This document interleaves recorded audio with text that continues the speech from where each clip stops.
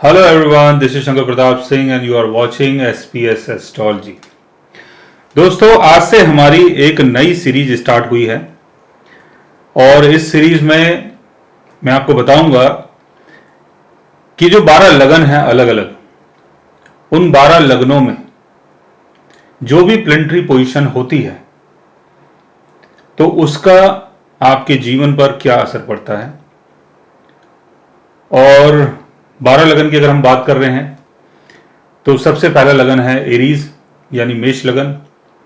मेष लगन में अगर सन आपके फर्स्ट हाउस में होता है या सेकंड हाउस में होता है, थर्ड हाउस में होता है या 12 घरों में कहीं भी होता है, तब आपके साथ क्या चीजें हो सकती हैं। और अगर मून 12 घरों में होता है तब क्या होगा, मार्स अगर 12 घरों में होता है तब क्या होगा। तो ये हमारी एक बहुत बड़ी सीरीज स्टार्ट हो रही है आज से।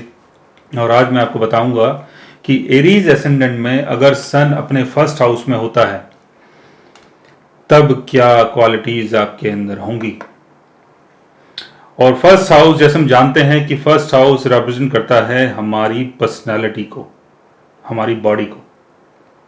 फर्स्ट हाउस यानी आपकी पहचान, फर्स्ट हाउस यानी आपका नाम, फर्स्ट हाउस यानी आपका फेम, फर्स्ट हाउस यानी कि जैसे आप बिहेव करते हो, रिएक्ट करते हो, एक्ट करते हो, जैसे आप दिखाई देते हो, वो आपका फर्स्ट हाउस है। सन अगर फर्स्ट हाउस में होगा, अपने एग्लिटेशन में होगा, बिकॉज फर्स्ट हाउस में जो राशि आ रही है वो है एरीज, तो सन यहां पर उच्च का होगा। सन कहीं भी एरीज साइन में हो तो सन वहां पर उच्च का माना जाता है। और ये तो एरीज एसेंडेंट है, तो एरीज एसेंडेंट में सन अगर फर्स्ट हाउस में होगा तो सन अपने एक्सल्टेशन में होगा। और सन यहां पर फिफ्थ हाउस का लॉर्ड है, बिकॉज लियो साइन जो है आपके फिफ्थ हाउस में आ रहा है। तो फिफ्थ हाउस और फर्स्ट हाउस, फिफ्थ हाउस का लॉर्ड अगर फर्स्ट हाउस में आके अपने एक्सल्टेशन में अगर प्लेस्ड होता है तब आप बहुत ही हाईली क्रिएटिव पर्सन हो सकते हैं, आप एक जीनियस पर्सन हो सकते हैं।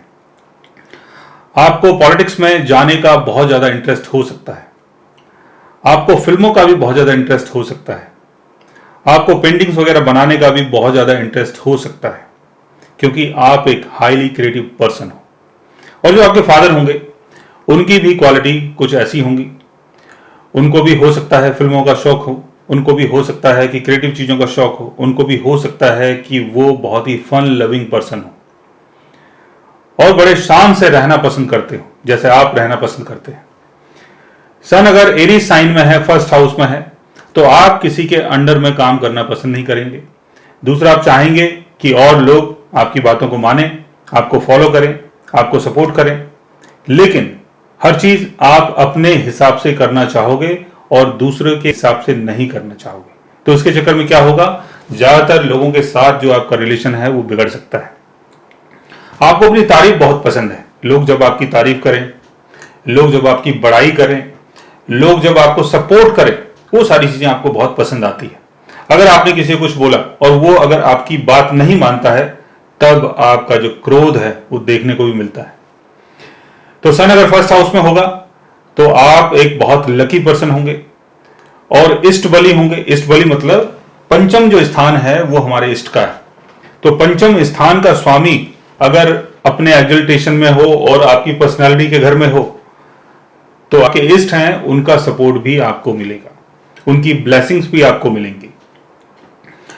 सन अगर फर्स्ट हाउस में होगा तो दिमाग थोड़ा सा गर्म होगा, गुस्सा बहुत जल्दी आएगा, आप सबसे आगे रहना पसंद करेंगे, आप सबसे आगे चलना पसंद करेंगे। और कोई भी पर्सन अगर आपसे एक कदम आगे बढ़ने की कोशिश करता है या आपसे ऊपर चढ़ने की कोशिश करता है तब आपको वो इंसान पसंद नहीं आएगा, क्योंकि आप सबसे आगे, सबसे पहले, सबसे ऊंचा दिखना पसंद करते हो। सन अगर अपने एक्सल्टेशन में होगा तो आपके जो फादर हैं उनको बहुत फेम मिलेगा, आपको भी बहुत फेम मिलेगा, क्योंकि फर्स्ट हाउस फेम का हाउस है। अगर आप पॉलिटिक्स में जाना चाहते हैं तो बड़े बड़े पॉलिटिकल लीडर्स जो हैं उनकी सपोर्ट आपको मिलेगी। अगर आप फिल्मों में जाना चाहते हैं तो आप हाईली क्रिएटिव पर्सन हैं, तो लोगों की सपोर्ट आपको मिलेगी, लोग आपको सपोर्ट करेंगे कि आप क्या एक्टिंग करते हैं, क्या जीनियस एक्टर हैं। तो सन अगर फर्स्ट हाउस में है तो इंसान बहुत लकी होता है, उसको बहुत नाम और फेम मिलता है, लेकिन गुस्सा बहुत आता है, दूसरे लोगों के अंडर में काम करना पसंद नहीं करते हैं, दोस्तों के साथ टाइम बिताना इनको बहुत अच्छा लगता है, और जब दूसरे लोग इनकी तारीफ करें वो भी इनको बहुत अच्छा लगता है। और सन अगर फर्स्ट हाउस में है तो फर्स्ट हाउस की जो राशि है वो है एरीज। एरीज का संबंध है चीजों को कॉन्कर करने से, चीजों को हासिल करने से, बिकॉज एरीज का जो लॉर्ड है वो मंगल है। तो मंगल अगर यहां पर अच्छी पोजीशन में होता है तो सन की पावर और ज्यादा बढ़ जाती है। मंगल अगर यहां अपने डेबिलिटेशन में होता है या गलत जगह मंगल की प्लेसमेंट होती है तब यहां पर सन का आपको अच्छा रिजल्ट देखने को नहीं मिलता है। और अगर राहु, केतु, सैटर्न अगर सन के साथ प्लेस्ड हो तो चीजें थोड़ी बहुत बदल जाएंगी जो मैंने आपको बताया है, और हो सकता है कि जो आपका नाम है, जो आपका फेम है, वो थोड़ा सा डिले हो जाए, या आपके अंदर जो कॉन्फिडेंस लेवल है वो थोड़ा सा डाउन हो जाए। अगर केतु बैठेगा साथ में तो आपके कॉन्फिडेंस लेवल को डाउन कर सकता है और आपको कंफ्यूज कर सकता है। राहु अगर सन के साथ फर्स्ट हाउस में होगा या राहु का एस्पेक्ट अगर फर्स्ट हाउस में पड़ रहा है, सन के ऊपर पड़ रहा है, तो आपकी एजुकेशन को डिले कर सकता है, लेकिन आपको क्रिएटिव फील्ड में बहुत ज्यादा फेम भी राहु दिला सकता है। सन की प्लेसमेंट अगर सैटर्न के साथ होती है और सैटर्न अगर यहां पर होता है तो सैटर्न यहां पर अपने डेबिलिटेशन में होगा, लेकिन नीच भंग राजयोग के कारण आपको कोई सरकारी पदवी मिल सकती है, आपको कोई सरकारी महकमा मिल सकता है, आप कोई बड़े पॉलिटिकल लीडर बन सकते हो। और अगर मंगल यहां पर होता है तो किम हुना राजयोग बनता है और रोचक योग भी बनता है, तो आपको पॉलिटिकल चीजों में बहुत बेनिफिट होगा। अगर आप बड़े पॉलिटिकल लीडर बनना चाहते हैं तो बहुत ज्यादा चांसेस हैं कि आप बहुत बड़े पॉलिटिकल लीडर भी बन सकते हैं। सो गाइज, आज मैंने आपको बताया एरीज एसेंडेंट वालों के लिए सन अगर फर्स्ट हाउस में होता है तब उनके साथ क्या क्या चीजें हो सकती है।